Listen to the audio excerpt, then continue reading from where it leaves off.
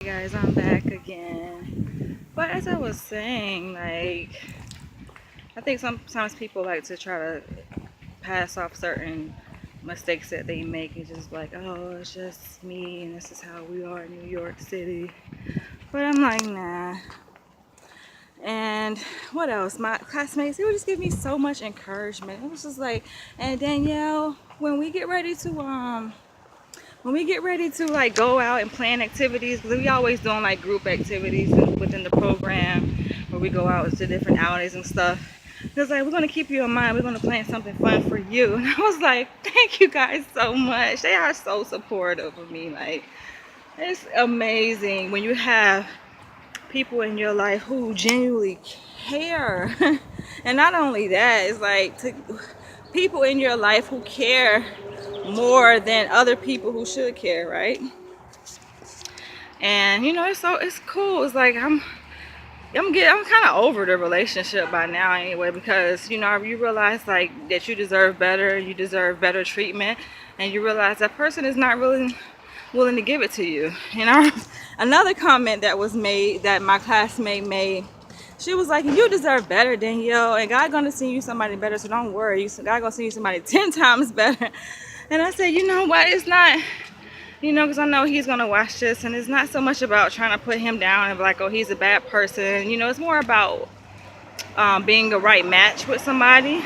And certain things I think come out in some relationships that may not never come out in another relationship. Who knows? He may treat me this way, but get with somebody else and treat them like, they're God's greatest gift to him. And that's good. That's good for him. I mean, I think it's about timing, and it just wasn't the right timing.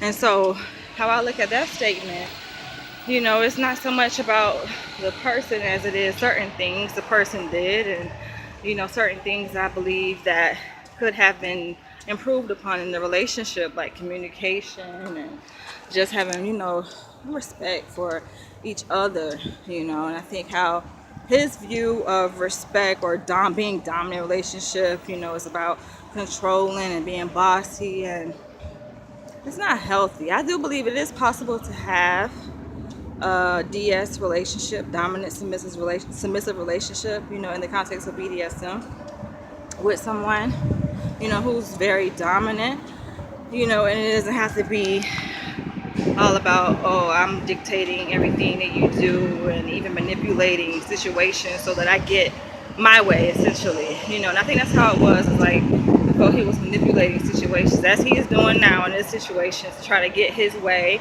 versus really taking a step back and saying, okay, well, you know what is happening here? Is this something that I could do better? You get what I'm saying? It's like no one takes a step out of the relationship to kind of look at themselves and say, well, is it something that I'm doing wrong? It's like when you get to the point where it's just like, I don't care, all right, I'll leave.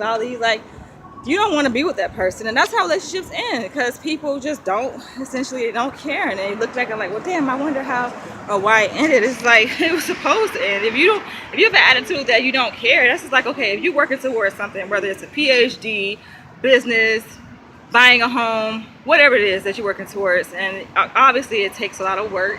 It's a huge feat that you have to accomplish.